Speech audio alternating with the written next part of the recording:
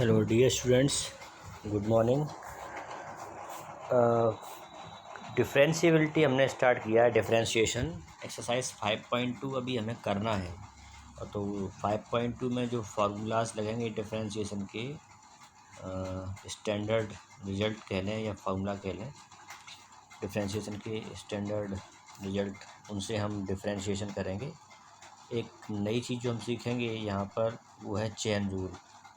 और basic in knowledge हमें इस टॉपिक की हो चुकी है। क्लास 11th में हमने डिफरेंशिएशन स्टार्ट कर दिया था और यहाँ हम उसी स्टेज से आगे पढ़ेंगे। तो कुछ फार्मूलाज तो मैंने एक्सप्लेन कर दिए थे, इसके कुछ और हैं जो मैं यहाँ पर आपको क्विकली एक्सप्लेन कर देता हूँ, फिर मैं आपको चेन रूल बताऊँगा और एक्सरसाइज स्टार्ट करेंगे। ठीक है, तो ये देखिए, d/dx जो सिंबल है ये मैंने आपको बताया, ये डिफरेंशिएशन के लिए होता है।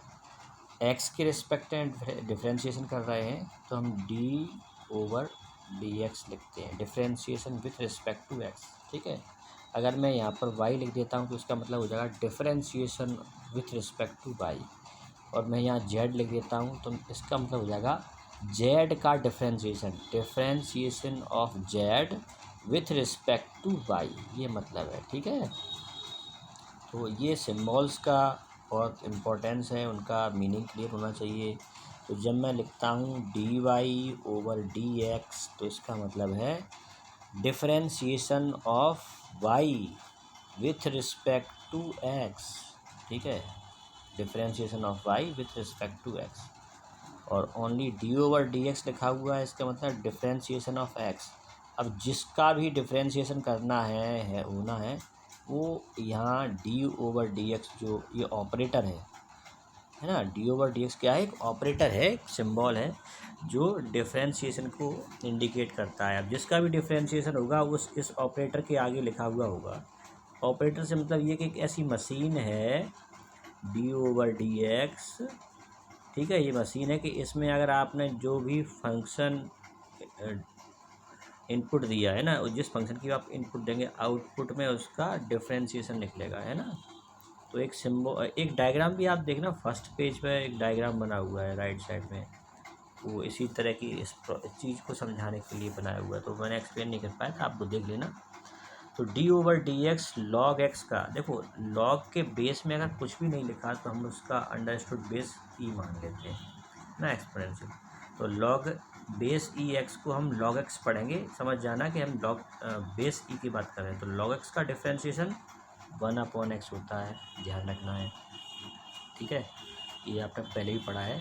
और log x बेस ए का डिफरेंशिएशन होगा 1/x log ई बेस ए, है ना, log ए बेस ई। ठीक है, log ए एक्स का डिफरेंशिएशन। और यहाँ एक कंडीशन है कि a is greater than 0 and a is not equal to 1। तो ये तो log के लिए होती है। log का बेस log का जो बेस है वो log का बेस नहीं, जिसका log लिया गया है वो नंबर पॉजिटिव होनी चाहिए एंड 1 का log डिफाइन नहीं होता, log 1 का 0 होता है। तो अगर हम a की वैल्यू 1 ले लेंगे, एक 1 ले लेंगे तो फिर log 1 0 हो जाएगा और 1/0 नॉट डिफाइन होगा। इसलिए यहाँ पर ये कंडीशन लगी हुई है कि a must not equal to 1, a should not equal to 1, a 1 नहीं होना चाहिए, पॉजिटिव नंबर होना चाहिए। तो खैर ऐसे फंक्शन तो देते नहीं हैं, आपको जो देंगे वो इस तरह के फंक्शन दिए जाएंगे कि इसमें x पॉजिटिव हो और नॉट इक्वल टू 1 हो। थर्ड जो फार्मूला है, a/x का डिफरेंशिएशन क्या होगा, a/x का होगा a/x multiply by into log a, है ना। यहाँ पे भी ये कंडीशन है a is greater than 0। Fourth है e/x का डिफरेंशिएशन e/x होता है ये। ठीक है, ये ध्यान रखना है, e/x का e/x, e⁻x का e⁻x होगा डिफरेंशिएशन। तो ये फार्मूले हैं जो यूज़ होते हैं। अब इन्हें थोड़ा सा आप बार बार रिवाइज करते रहिए, प्रैक्टिस करते रहिए तो याद होंगे। अब नेक्स्ट है डेरिवेटिव्स ऑफ ट्रिग्नोमेट्रिक फंक्शंस। तो ये हम देखते हैं ट्रिग्नोमेट्रिक फंक्शन के डेरिवेटिव्स। डेरिवेटिव्स कह रहे हैं, डिफरेंशिएशन कह रहे हैं उस फंक्शन का, डेरिवेटिव बोलते हैं वैसे। तो इसके बाद शायद ट्रिग्नोमेट्री की मैंने आपको एक्सप्लेन कर दिए थे, तो वो आप देखिए ना। इसके बाद कुछ बेसिक रूल हैं, फंडामेंटल रूल्स ऑफ डिफरेंशिएशन। तो ये फंडामेंटल रूल समझ लेते हैं। कोई भी कांस्टेंट नंबर है, कांस्टेंट से मतलब क्या हुआ, कोई भी कांस्टेंट नंबर है, कांस्टेंट से मतलब जैसे x के रिस्पेक्ट में डिफरेंशिएशन कर रहे हैं, तो x के अलावा कुछ भी आएगा ऐसा टर्म जिसमें x नहीं है, वो कांस्टेंट है। तो कांस्टेंट का डिफरेंशिएशन 0 होता है। अब मैं आपको एक बात बता दूं, जैसे मैं बोल रहा हूँ d/dy, और यहाँ मैंने लिख दिया 2x², सॉरी मैं यहाँ लिख देता हूँ x²। तो डिफरेंशिएशन किसके रिस्पेक्ट में किया जाना, y के रिस्पेक्ट में। तो जो यहाँ फंक्शन दिया है उसमें तो कहीं y आ ही नहीं रहा, तो फिर ये x² एक तरह से कांस्टेंट है और इसका डिफरेंशिएशन 0 होगा।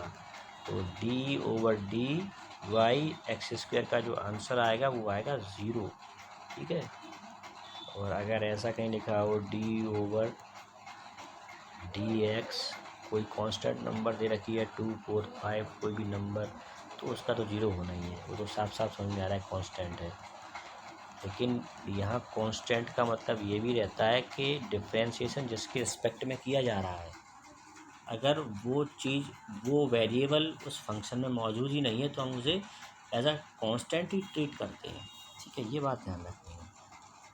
अब आगे कांस्टेंट के साथ में कोई फंक्शन हो तो कांस्टेंट को आगे ले लेते हैं और केवल उस फंक्शन का डिफरेंशिएशन करते हैं, ये ध्यान रखना है, ठीक है। और डिफरेंशिएशन को ये f' से भी रिप्रेजेंट करते हैं।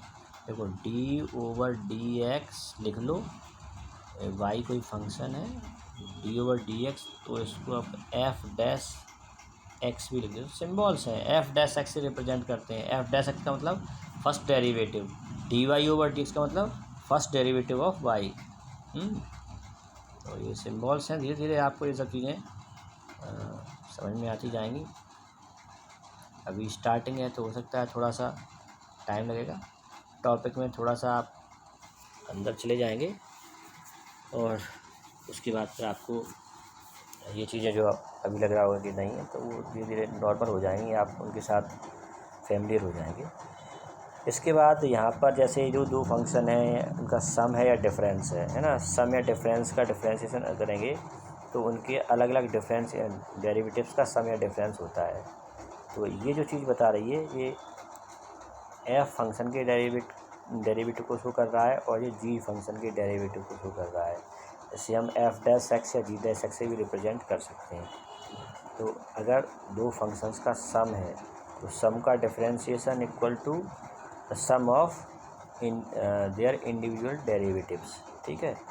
तो इसके बाद अगर हम इसकी बात करें f(x) × g(x), अब यहाँ पर दो फंक्शन की प्रोडक्ट की बात हो रही है, तो ये स्पेशली याद रखना, ये बहुत इंपॉर्टेंट है। इसे हम बोलते हैं प्रोडक्ट रूल। प्रोडक्ट रूल में क्या होता है, जैसे ये जो f(x) दिख रहा है ये फर्स्ट फंक्शन है और ये आपका सेकंड फंक्शन है, g को हम सेकंड फंक्शन मानते हैं। तो इसमें क्या करते हैं प्रोडक्ट रूल में, first function as it is multiply by differentiation या derivative of second plus second function as it is multiply by derivative of first function. तो ये याद रखना है, फर्स्ट इंटू सेकंड वाला जब रूल लगाएंगे तो फर्स्ट फंक्शन लिखना है, सेकंड वाले का डिफरेंशिएशन, फिर प्लस सेकंड वाला फंक्शन लिखना है और फर्स्ट वाले का डिफरेंशिएशन। इस तरह से हम कर लेते हैं। अब ये आपको समझ में आ जाएगा, ये प्रोडक्ट रूल है ना। जब इसको हम अप्लाई करेंगे तो आपको ये और अच्छे से समझ में आएगा। अभी हम केवल फॉर्मूला एक्सप्लेन कर रहे हैं। तो इसके बाद ये क्वोशंट रूल है, तो क्वोशंट रूल, चेन रूल और ये पॉइंट नंबर 5, 6, 7 में आपको अब नेक्स्ट वीडियो में एक्सप्लेन करता हूँ। वीडियो बड़ी हो रही है, फिर ये सेंड होने में दिक्कत आती है ना।